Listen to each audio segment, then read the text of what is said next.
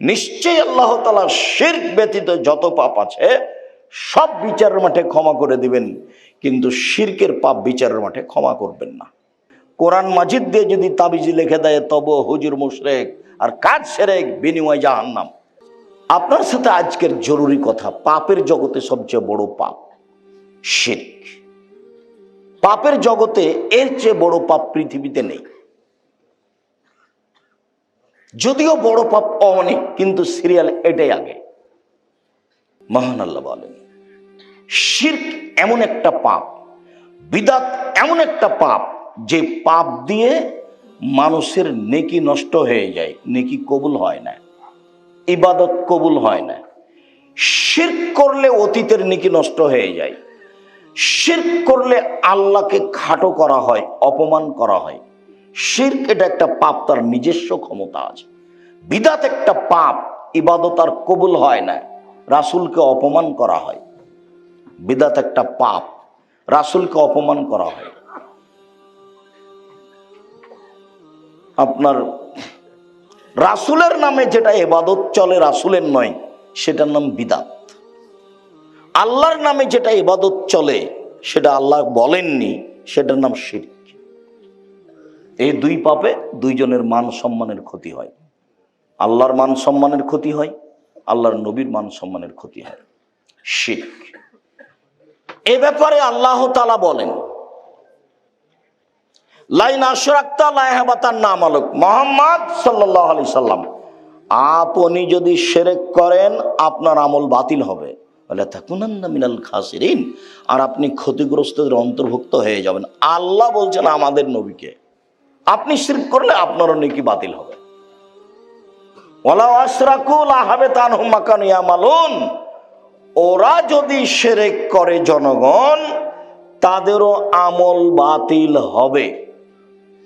আল্লাহ তাআলা বলেন, ইন্নাহু মান ইউশরিক বিল্লাহ ফাকাদ হারামাল্লাহু আলাইহিল জান্নাহ ওয়া মাওয়াহু, নিশ্চয় যে ব্যক্তি শিরক করবে তার জন্য জান্নাত হারাম, আর থাকার জায়গা জাহান্নাম।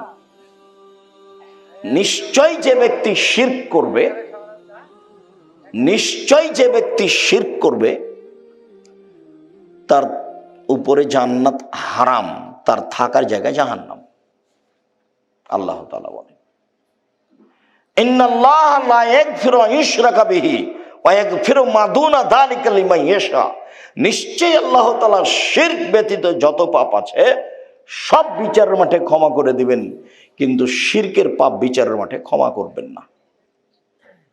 আব্দুল্লাহ ইবনে উমর রাদিয়াল্লাহু তাআলা আনহু বলেন, রাসূল সাল্লাল্লাহু আলাইহি সাল্লাম বলেছেন, মান মাতা লা ইউশরিক বিল্লাহ দাখালাল জান্নাহ, শিরক ছাড়া যদি কেউ মরে জান্নাতে চলে গেছে।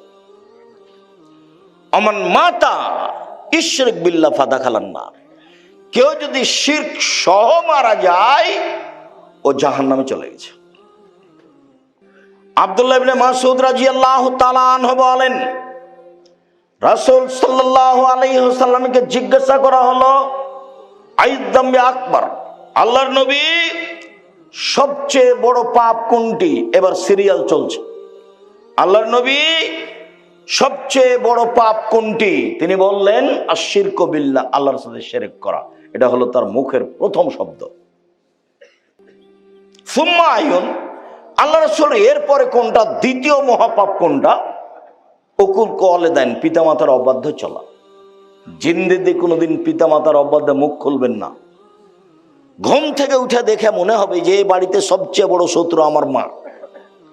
আমার মা যে একেবারেই খারাপ, একটা যে ভালো কথা বলে না, সবই যে আমার বউ এবং আমার বিরুদ্ধে বলছে। মনে হবে যে মাটির উপরে এখন সবচেয়ে আমার বিরুদ্ধে কে আছে? আমার মা, এই সবচেয়ে খারাপ। একটু মরে না কেন? এরকম মনে হবে। মুখ খুলবেন না জীবনে পিতামাতার বিরুদ্ধে, যা বলছে বলে নেই। যেদিন মরে যাবে সেদিন কষ্ট পাওয়া যাবে, সেদিন ফিরিয়ে পাওয়া যাবে না। সম্মানিত দিনী ভাই বোন, পৃথিবীর দ্বিতীয় মহাপাপ হলো বাপ মায়ের অবাধ্য চলা। জীবনে কোনোদিন যতই খারাপ লাগুক বাপ মায়ের কথা কর্ম তুমি মুখ খুলবে না। যদি তুমি মুখ খোলো তাহলে বুঝতে হবে চাঁপাইনবাবগঞ্জের ভাষায় আমও গেছে, ছালাও গেছে, কাঁদতে কাঁদতে সবই দুই চোখও গেছে। কোনো সময় না, যতই খারাপ লাগুক। 3, মিথ্যা সাক্ষী দেওয়া। পৃথিবীর 3য় মহাপাপ মিথ্যা সাক্ষী দেওয়া। মিথ্যা সাক্ষী, সাক্ষী সহজে কথা দিতে যাবেন না। দিবেন যদি ওরকম দেখা যায় সত্য। আপনার সাক্ষীর কারণে 20 বছর থেকে রাজশাহী জেলার লোকটা আছে, আহাল পরিবারের সাথে কোনো সাক্ষাৎ নাই। 50 বছর থেকে আছে, নিজেই জানে না আমি কেন জেলে। জজ জানে না ঘটনা কি, উকিল জানে না ঘটনা কি, যে জেলে আছে সেও জানে না ঘটনা কি, ব্যাপারটা কি, আমি কেন 1 নম্বর আসামি। আমি তো সেদিন হলুদ ঘরে ছিলাম না, আমি তো সেদিন ছিলাম রংপুরে, আমি নাকি 1 নম্বর আসামি। এর নাম হলো দলীয় দাপট। এর নাম কি? এর নাম হলো দলীয় দাপট। ওদেরকে ঠগাইতে হবে, ঠেকাইতে হবে রে, কাকে 1 নম্বর করবি, বলে ওকে করে দে, জেলে দিয়ে দে, তারপর দেখ। একবারে এইভাবে বলছে, আমি 2 চোখে মারতে দেখেছি। যার ব্যাপারে বলছে ও তো ছিলই না। এর নাম মিথ্যা সাক্ষী। সাবধান, মিথ্যা সাক্ষীতে মানুষের জেল, সুলি, ফাঁসি, যেটা আপনার চোখের সামনে। আল্লাহ রাসূল এটাকে বলছে এটা 3য় মহাপাপ। অনেক বর্ণনাতে এইটাই 3 নম্বরে এসেছে, মিথ্যা কথা। মিথ্যা কথাও মহাপাপ, মিথ্যা কথাও মহাপাপ। এখন কিন্তু আমাদের কাছে মনে হচ্ছে যে মিথ্যা কথা কোনো পাপই নয়। আমাদের এখন সমাজের যা অবস্থা, মিথ্যা কথা কোনো পাপের ব্যাপার নয়। জেনা যেমন পাপের কাজ নয়, এখন মিথ্যা কথা তেমন পাপের কাজ নয়। জেনা তো সবারই, বড় বড় মোবাইল আছে, সারাদিন ল্যাংটা মেয়ে নাচছে, তো জেনা। আল্লাহ রাসূল বলছেন আইনা না তাজনা জেনা হুমুন নাজর, 2 চোখের জেনা হচ্ছে চোখ দিয়ে দেখা। অলোজনানে জেনা হুমুল ইস্তেমাও, 2 কানের জেনা হচ্ছে কান দিয়ে শোনা। অলিয়াত জেনা হাল বাতস, হাতের জেনা হচ্ছে হাত দিয়ে ধরা। আর রিজল জেনা হাল মাসি, পায়ের জেনা হচ্ছে এই পথে চলা। জেনাল কালব তাতওয়ানা তাস্তাহি, অন্তরের জেনা হচ্ছে এই বিষয়ে কথা বলা। জেনাল সুনুতক, জিহ্বার জেনা হচ্ছে মুখে কথা বলা। সব জেনা। হাদিস বুখারী মুসলিম। আবু হুরায়রা রাদিয়াল্লাহু তাআলা আনহু বলেন, রাসূল সাল্লাল্লাহু আলাইহি সাল্লাম বলেছেন, ইজতানিবু সাবাল মুবিকাত, পৃথিবীর মানুষ তোমরা 7টা ধ্বংসাত্মক জিনিস থেকে বেঁচে থাকো, যার ফলাফল জাহান্নাম। 1, আশিরকু বিল্লাহ, আল্লাহর সাথে শিরক করা। দেখেন সিরিয়ালে 1 নম্বরে আছে। 2, অসেহর, জাদু করা। জাদু কিন্তু শিরক, জাদু করাও শিরক, জাদু দেখাও শিরক, ওটা হলো ভেলকি। 3, কাতলুন নাফস, মানুষকে হত্যা করা। 4, আকলু রিবা, সুদ খাওয়া।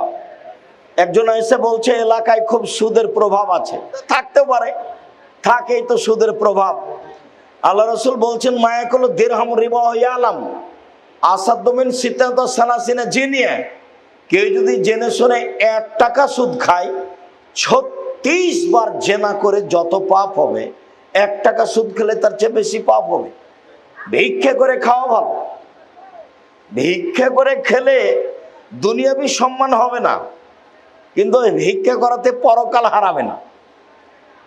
আল্লাহ রাসূল বলছেন আর রিবা সাবুনা জুজান, সুদের পাপের 70টি ভাগ রয়েছে। ছোট ভাগ হলো মার সাথে জেনা করলে যেমন পাপ হয়, তাহলে মার সাথে জেনা করা কি স্বাভাবিক পাপ? এটা হলো সুদের ছোট পাপ। উঠার সময়তে এইভাবে কান ধরতে হবে এ কথা নয়, তো সামাজিক মজবুতের জন্য কান ধরে বলবেন জিন্দেগিতে আর কোনোদিন সুদ নিব না, ব্যাংকের লেনদেন বন্ধ করলাম, ডিপিএস বন্ধ করলাম, আপনার ওই কিস্তি তোলা বন্ধ করলাম, প্রয়োজনে ভিক্ষা করে খাবো। ভিক্ষা করে খাবো কেন? দিন মজুরি করে খাবো, মানুষের বাড়িতে কাজ করে খাবো। সুদের পরিণাম নিঃস্ব। সুদ খেলে আপনি নয়, আপনার ছেলে নয়, আপনার নাতি ভিক্ষুক হবেই, ওকে হতে হবে। আল্লাহ বলছেন ইয়ামহাকুল্লাহু রিবা ইউরবি সাদাকা, দান মানুষের টাকাকে বাড়ায় আর সুদ মানুষের টাকাকে কমায়। অতএব টাকা এক সময় কমবেই, কাউকে বলা লাগবে না, তার নাম সুদ। চতুর্থ মহাপাপ হলো সুদ খাওয়া। পঞ্চম মহাপাপ হলো এতিমের মাল খেয়ে নেওয়া। 6 নম্বর হচ্ছে যুদ্ধের মাঠ থেকে পালিয়ে যাওয়া। 7 নম্বর হচ্ছে ভালো নারীর উপরে অপবাদ লাগানো, যে খারাপ মহিলা। এই 7টার বিনিময় হলো জাহান্নাম। শিরক করো না, জ্বালিয়ে দিলেও, হত্যা করা হলেও শিরক মহাপাপ। চলেন যে কয়েকটা সিরিজ দেখি। মানে আতা আরাফান ফাসালো ফাসা থাকবে মাকালা। কেউ যদি গণকের কাছে যায়, তার কাছে গেলেই তার 40 দিনের সলাত কবুল হবে না, খালি গেলে। কেউ যদি গণকের কাছে যায়, তার বলা কথাকে বিশ্বাস করে, সে মোহাম্মদকে, কোরআন মাজিদকে অস্বীকার করলো। সে কত বড় পাপী। রাসূলুল্লাহ সাল্লাল্লাহু হালাকাতান বিয়াদ, আল্লাহ রাসূল একটা লোকের হাতে দেখলেন বালা, তামার বালা। এখানে অনেকের তামার বালা আছে, যারা কাজ করতে আসে তাদের হাতে তামার বালা আছে, নইলে ঘড়ি জাতীয় বালা আছে। আল্লাহ রাসূল বলেন, এটা কি? আল্লাহ রাসূল, আমার শরীরে একটু অসুস্থ ব্যথা আছে, সেই জন্য দিয়েছি। আরে এইটা দিয়ে তোমার ব্যথাই বেশি হবে, কমবে না, তুমি এটা খুলে ফেলো। তুমি যদি মরে যাও আর এটা যদি তোমার গায়ে থাকে, তোমাকে জাহান্নামে যেতে হবে। কেউ বালা অবস্থায় এখান থেকে উঠে যাবেন না, হাতে যা আছে রাবার বালা সব ছিঁড়ে ফেলে দিবেন এখনই। 1 মিনিট সুযোগ নেই। রেখে চলে গেলে, মারা গেলে জান্নাত হবে ইনশাআল্লাহ, রেখে জান্নাত হবে না। রাসূল সাল্লাল্লাহু আলাইহি সাল্লাম বলেন, মান তালাকা তামিম ফাকাদ আশরাকা। কেউ যদি তাবিজ মাদুলি ঝুলাই, তাহলে শিরক করলো। হুজুর যত বড়ই হোক, পাগড়ি যত বড়ই হোক, আলখাল্লা যত বড়ই হোক, কোরআন মাজিদ দিয়ে যদি তাবিজ লিখে দেয়, তবে হুজুর মুশরিক, আর কাজ শিরক, বিনিময় জাহান্নাম। মাদুলি আপনার গায়ে, আপনার স্ত্রীর গায়ে, আপনার ছেলের গায়ে, আপনার মেয়ের গায়ে, গলায় কারো থাকবে না, 1 সেকেন্ড থাকবে না। যদি কবিরাজ বলে, হুজুর বলে যে এই বালা ছাড়া, তাবিজ ছাড়া আপনার স্ত্রীর গা থেকে জিন যাবে না, আপনার স্ত্রী বলবে মরে যাব, তবুও বালা কি তাবিজ গায়ে দিব না।